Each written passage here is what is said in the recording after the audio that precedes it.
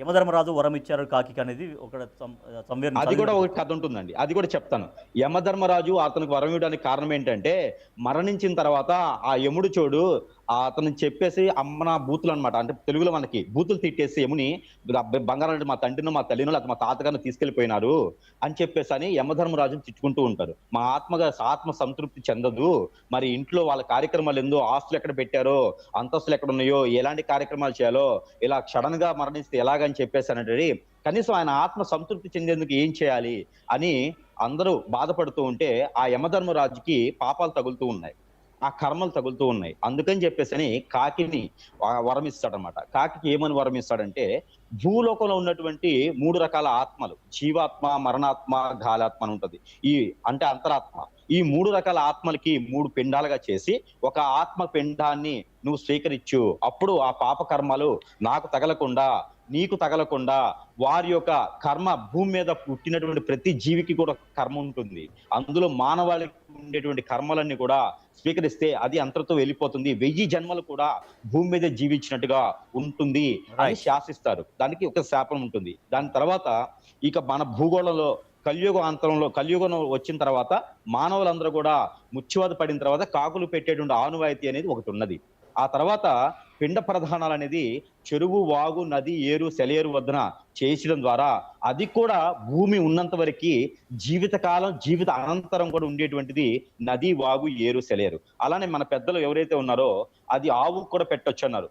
ఆవు సకల దేవతలు ఉండేటువంటివి. ఈ పిండ ప్రధానం అయిన తర్వాత ఆవుకి పూజ చేస్తారు, గోమాతకి పూజ చేస్తారు తప్పితే పిండ ప్రధానం చేయరు. పిండ ప్రధానం అనేది నీటిలోను, అగ్నికి ఆహుతిగానో లేకపోతే కాకులుగానో పెడతారు. అందులో ఒక భాగమే కాకి. కోతికి పెట్టనండి.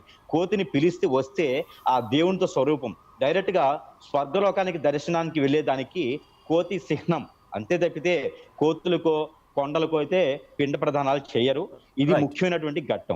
ముఖ్యంగా ఇంకో విషయం అంటే ఇంకో విషయం ఏంటంటే, మిగిలిన వాళ్ళు మాట్లాడిన తర్వాత మళ్ళీ మీరు మాట్లాడండి సురేష్ గారు. అలానే అనంత్ గారు.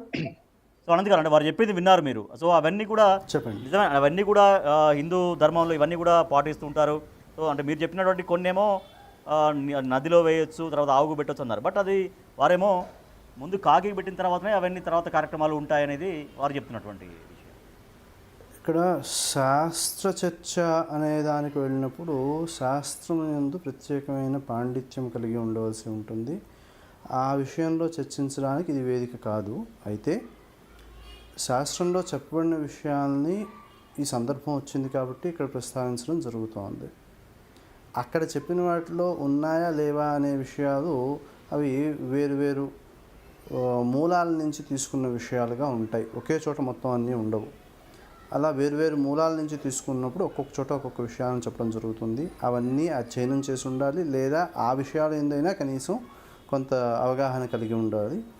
అంచేత ఇప్పుడు దాని గురించి చర్చ కంటే ప్రధానంగా కావాల్సింది ఏమిటి అంటే, కాకికి పెట్టదలుచుకున్నప్పుడు దానంతలో అది వచ్చి తినేటట్లయితే అది వచ్చి తినేంత వరకు అక్కడే వేచి ఉండి, మిగిలిన పక్షులు వేటిని ఇక్కడ మనకి ప్రత్యేకించి చెప్పబడలేదు కాబట్టి వాటి అంటే ఆ పక్షులు మిగిలిన పక్షులు ఏవి రాకుండా జాగ్రత్త పడడము అనే ఉద్దేశంతో ఆ కాకి వచ్చి తినేంత వరకు వేచి ఉంటారన్నమాట.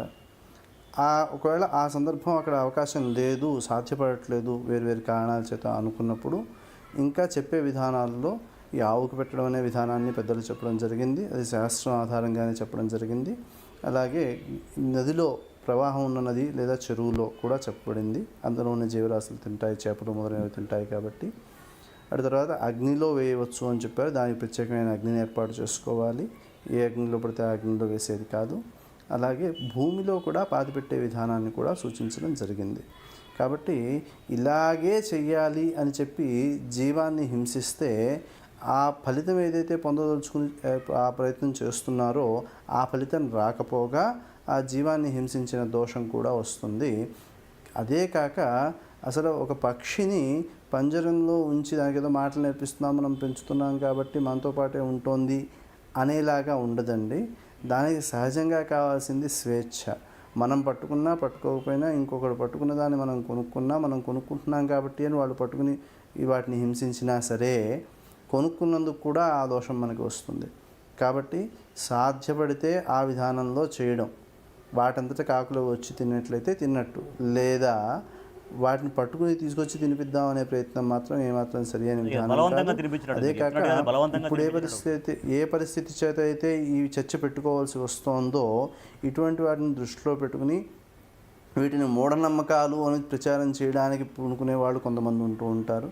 కాబట్టి ఆ ప్రయత్నము తెలియక ఏమో వీళ్ళు చేస్తున్నారు, శాస్త్రంలో ఇలాగే చేయాలని చెప్పబడలేదు. ఇది అవకాశంగా తీసుకుని అవకాశవాదులు మాట్లాడుతున్నారు. కాబట్టి ఇటువంటి విషయాల్లో కొన్ని సంప్రదాయాలను అనుసరించడానికి, కొన్ని డైరెక్షన్స్ ఇవ్వడానికి ధర్మం తెలిసిన వాళ్ళు ఉన్నప్పుడు, ఏ విధానం శాస్త్ర విధానం తెలిసిన వాళ్ళు ఉన్నప్పుడు వాళ్ళని ఆశ్రయించి ప్రభుత్వ అధికారులు కూడా ఇటువంటి విషయాల్లో కొన్ని జాగ్రత్తలు నిర్ణయాలు తీసుకుని సరి అయిన చర్యలు తీసుకోవాల్సిన అవసరం ఉంటుంది. ఇక్కడ ధర్మ చర్చ కాదు మనం చేస్తున్నది. ఇక్కడ జరుగుతున్నది జీవహింస. జీవహింస పనికొస్తుందా పనికిరాదా? పనికిరాదు నిస్సందేహంగాను. అది ఏ జీవమైనా సరే సంబంధం లేదు. అయితే ప్రత్యేకించి ఈ విషయంలో కాకుల విషయం ప్రస్తావన చేస్తున్నాం కాబట్టి కాకులకు మాత్రమే ఈ విషయాన్ని మనం ఆపాదించి మాట్లాడతామా జీవహింస అనే విషయంలో అంటే కాదు. పావురాల్ని ప్రత్యేకించి పెంచే ప్రయత్నం చేస్తున్నారు కొంతమంది. వాటి వలన అనారోగ్యాలు చాలా చేస్తున్నాయి. వాటిని పెంచే ప్రయత్నం అవసరం లేదు వాస్తవానికి చెప్పాలి అంటే. వాటిని పెంచడం దేనికోసం పెంచుతారు అంటే వార్తలను తీసుకెళ్ళడం కోసం గద్దల్ని పెంచడం అనే విధానం ఉంది. వీటిని పెంచడం వలన తమకి మేలు కాదు, సమాజానికి మేలు కాదు. ఈ సమాజానికి మేలు కాని దాన్ని ప్రత్యేకించి పెంచే ప్రయత్నం చేస్తున్నప్పుడు అది నేరం కింద పరిగణించవలసిన అవసరం ఉన్నది. గద్దల పెంపకం దేనికి ఉంటుంది? గద్దల్ని పెంచడం ఇప్పుడు మనకి ఈ యుద్ధ వాతావరణంలో ఇంతకుముందు మనం వాడారు అని చెప్పి మనకు కూడా అర్జున్ అనే ఒక మిషన్ ద్వారా ప్రారంభించి చేస్తున్నారు. ఈ సమాచారాలను అందించడానికి, అలాగే పర్యవేక్షణ చేయడం కోసము, ఇలాంటి వాటి కోసం వాటిని వినియోగిస్తున్నారు. వాటికి ట్రైనింగ్ ఉంటుంది ప్రత్యేకించి. అలాగా సమాచార వార్తలు ఒక చోట నుంచి ఇంకో చోటకి అందచేయడానికి వాతావరణాన్ని కూడా అధిగమించి మేఘాలపై నుంచి కూడా ప్రయాణం చేయగలిగే సామర్థ్యం ఉంటుంది. కాబట్టి వార్తలు అందజేయడం కోసం గతంలో వాటిని వినియోగించేవారు. ఇప్పుడు మళ్ళీ ప్రారంభించారు. అయితే లేదండి, ఇప్పుడు యుద్ధాల్లో వాడుతున్నారు. మన యుద్ధంలో కూడా వాడారు, పేపర్లో కూడా వచ్చింది. కాబట్టి వాటికి కూడా వీటిని అందించవచ్చు అనే విషయాన్ని చెప్పారు. మూలాలు మళ్ళీ పరిశీలించుకోవాలి. అది ధర్మశాస్త్రానికి సంబంధించిన విషయం కాబట్టి అది చర్చల్లో అక్కడ మాట్లాడుకుంటాం, వేరే విషయం. కానీ ఇక్కడ ప్రధానంగా దృష్టిలో పెట్టుకోవాల్సింది ఏమిటి అంటే వాటికి స్వేచ్ఛనిస్తున్నారు, బంధించట్లేదు. ఆ కారణం చేత ఆ ట్రైనింగ్ జరుగుతున్నంతసేపు ఎలా చేయాలి ఏమిటి అనేది ట్రైనింగ్ ఇచ్చేసి వాటికి స్వేచ్ఛనిచ్చేస్తున్నారు. కానీ మిగతా పక్షులను అలా కాదు. ప్రత్యేకించి బంధించి రామచిలక ఇంట్లో ఉంటే బాగుంటుంది, చాలా అందంగా ఉంటుంది, బాగుంటుంది అని చెప్పి దాన్ని కొని తెచ్చుకోవడం, పెట్టుకోవడం ఇంట్లోనూ. దానికి వేయాల్సినప్పుడు కాస్త ఆహారం వేస్తూ ఉంటాం. మరి స్వేచ్ఛ ఎక్కడి నుంచి వస్తుంది వాటికి?